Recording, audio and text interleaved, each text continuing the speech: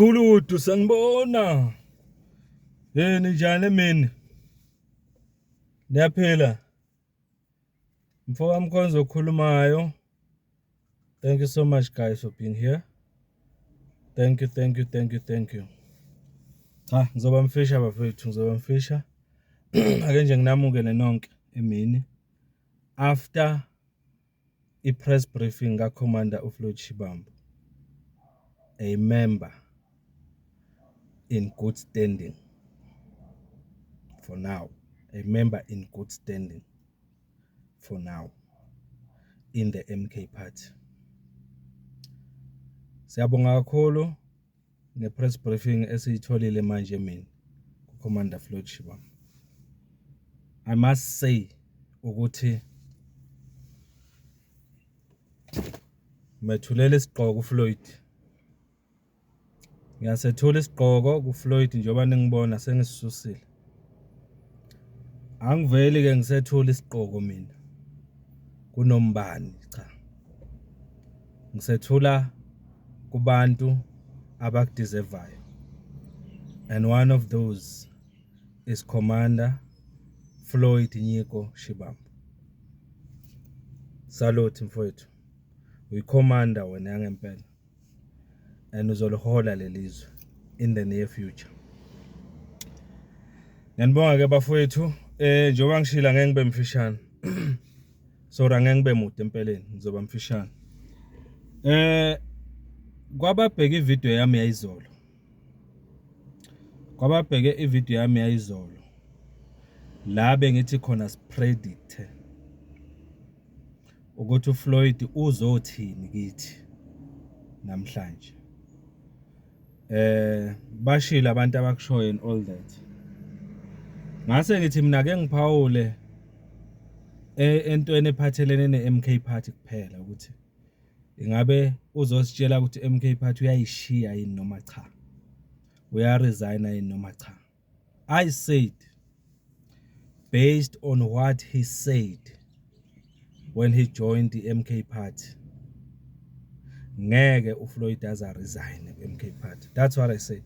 You can go and check the video. Angimananga ngayikhuluma le yanto because ngamlalelisisa uFloyd may join the MK party. He didn't join the MK party nge-mistake. He didn't follow uBaba uZuma nge-mistake. Ukuprovile ke namhlanje ku-press briefing ukuthi MK party akayijoinanga nge-mistake.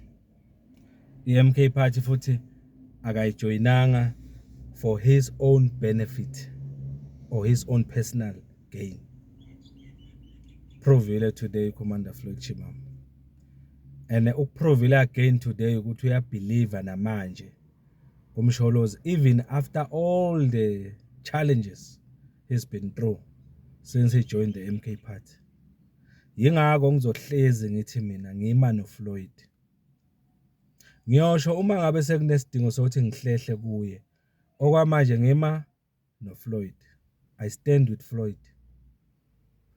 Into engenza ngithi I stand with him kakhulu ukuthi he is still a member of the MK party okwamanje.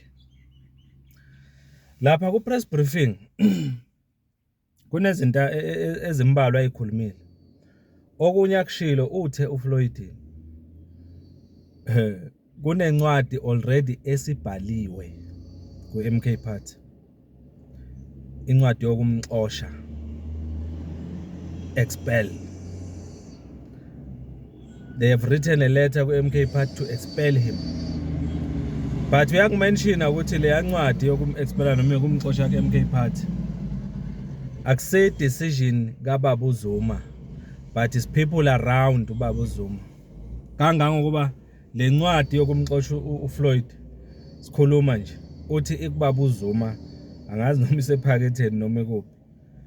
Ukusho ukuthi uBaba usayidingida yedwa, usayibukisisa, usayicubungula and all that. Ukuthi le ncwadi kumele communicate kanjani to all MK members, to all South Africans. ubaba uMsholozi usayibuka indlela yokuthi iphume kanjani leyo ncwadi le. Kodwa uthi uCommand Floyd seyikhona ibhaliwe ukuthi axoshwe ke-MK Party. There's a difference ke between ukuthi uFloyd ushiya MK Party ngokuresigna nokuxoshwa. Nayi ke mistake engenziwa iMK Party. If iMK Party ingam-expela uFloyd, that will be a very big mistake. And ngizokusho ngikuphinde lokho. If iMK Party ingayi-implementa le ncwadi noma lokho kule ncwadi uCommand Floyd akhulume ngayo yokuthi they expel him, izovula umgodo omkhulu ku-MK Party leyo nto leyo. And ekuzoba nzima kakhulu ukuthi iMK Party ugqibe loyo mgodi. Kungani ngisho kanjalo? This guy esikhuluma ngaye la uFloyd, this is a politician who is doing politics exactly like ubaba uZuma. Shoda nje kancane lapha nalapha. Kodwa uFloyd he is Zuma mawungamlalela kahle. Unalenkani le ubaba uZuma nayo yokuthi you can't tell me ngibhilivela la ngizokwenza lokho. Listen him carefully. So lento leyo bayithanda abalandeli bakhe uFloyd. Njengoba la ku-MK nje baningi abalandela even le personality yakhe le ngikhuluma ngayo, lama qualities engikhuluma ngayo, okuthi ama qualities afanayo nawo ababa uZuma nje obelandelwa kangaka. uFloyd uhluke kancane kuMsholozi mawungambheka kahle. And ask yourself one thing, yini eyenza uMsholozi wazi wamkhomba wathi uzoba uSG, wazi wabhilivela kuye ukuthi amenzele iconstitution yeMK Party, ambuildela ama structure eMK Party, arane all day to day activities eMK Party kulo 6 months ese-office uFloyd. Yini eyenza uMsholozi enze kanjalo? Lokho kungiletha kwelinye point. uCommander uFloyd uthe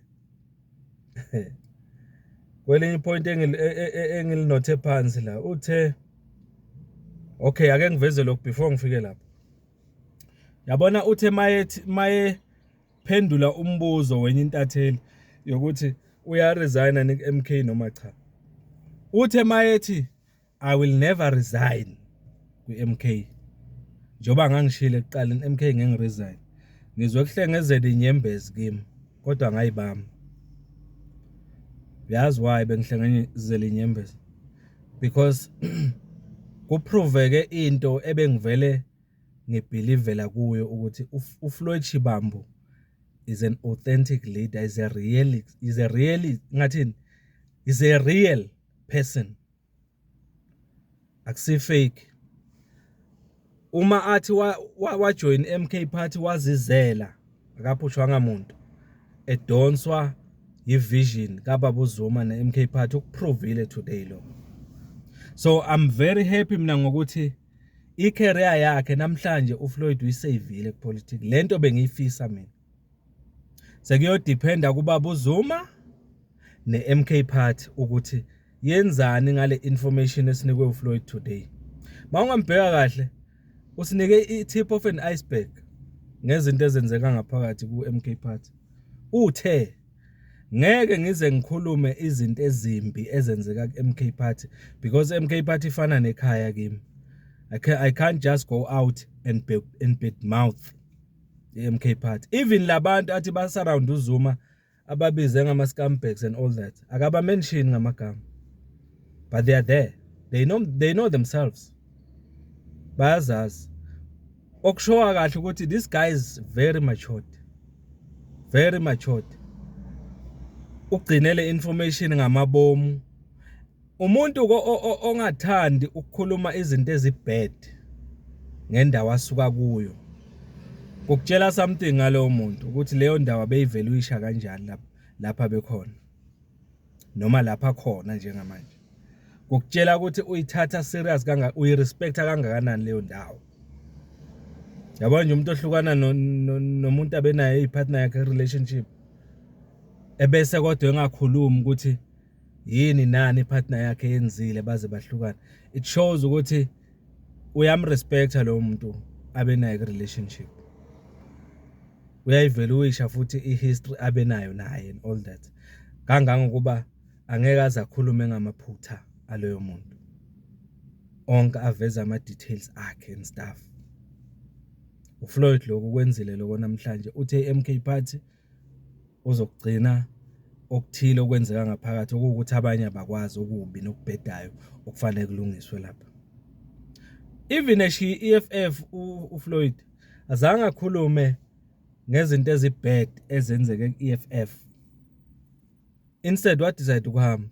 He just walked out of EFF. That shows maturity. Azange ahambe bese ukukhuluma nge-EFF campaign ngayo. Cha. Azange akwenza. That's maturity, that's leadership. Yingakho lesigqoko lesi ngisethulile ngasibeka la phansi.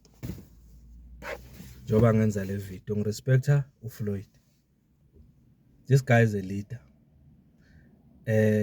And if MK Party ngaluza uFloyd yobilahlekelwe kakhulu bambalwa abafana naye.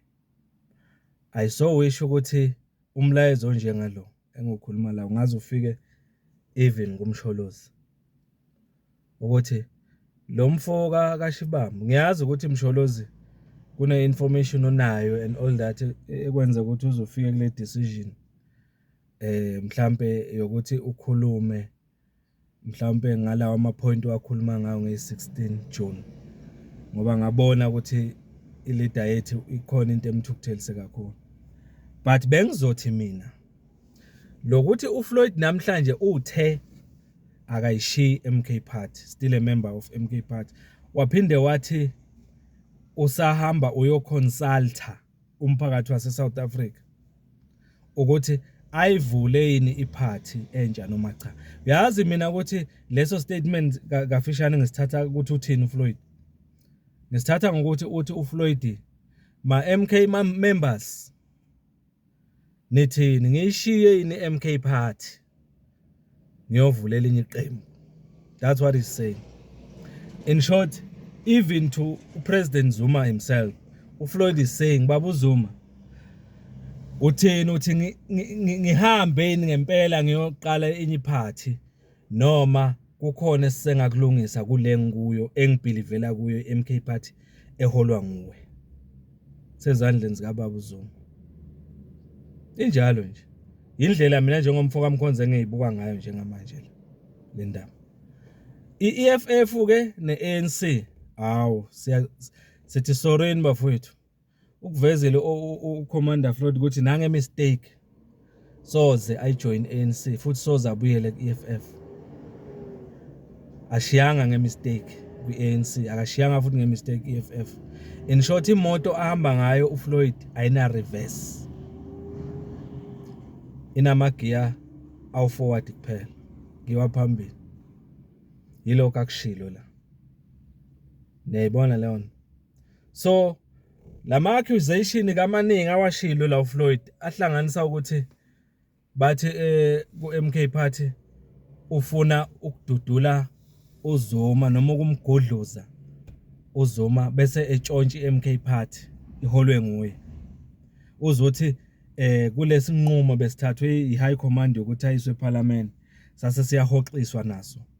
Yingoba uZuma bese uthola ama advice ukuthi no nakangaye naseParliament lo ngoba uneyinhloso zokuthatha over le MK Party ayitshontshe igcine lidwa nguye. Uyakuveza konke lokuzuma. Yazi mina bengifisa ke ukuthi kwenzakaleni ngalama accusation lawa akhuluma ngawo la uFloyd ukuthi bathi ufuna ukuthatha over kuZuma. Bengizothi mina yabona ke manje MK Party nomsebenzi onzima kodwa olula futhi ekufuna wenza. Yazi mophi ukuthi iqinisekise onke ama members eMK Party nama supporters eMK Party ukuthi lokhu uFloyd akhishelwa kona kwiMK Party kuyini kuvezwe obala sikwazi kungagcini kuyimfihlo ye-leadership ye-MK Party kuphela. Lokho kufanele i-leadership ye-MK Party kwenze very soon futhi. The sooner the better. Akathe busy uFloyd the consultor umphakathi and all that ukuthi ayivule ne-MK Party kodwa ibenza i-decision yokuthi isivezele ukuthi yini lena engaka ezenza ukuthi uFloyd kuze kufike ekuthane naxoshwe kwe-MK Party ngoba siyezwa ukuthi incwadi sibhaliwe. Kuyoba usizo kakhulu ukuthi sisheshe sikwazi lokho because uma sishiwa sisebumnyameni kanje kuningi okungahle kwenzeke okuyoyikhawatha kakhulu noma kuyilimaze kakhulu MK Party. Kufanele sibe realistic la. MK Party siyayithanda sidlala la. Msholozi siyamthanda futhi siyamsupporta sidlala futhi. Kodwa umuntu omdala makuwukuthi kunabantu esikholelwa ukuthi abameluleki mhlawumbe ngendlela eright. Sizophakamisa imibuzo. Kwamanje ake sikholelwe ukuthi bameluleka right ngoba asazi ukuthi lama accusations abekwa kuFloyd ayiwo ngempela yini. Iphi proof siyayidinga thina. MK Party ayibe real, ayibe open, ayibe transparent kithi njengama members wayo in good standing.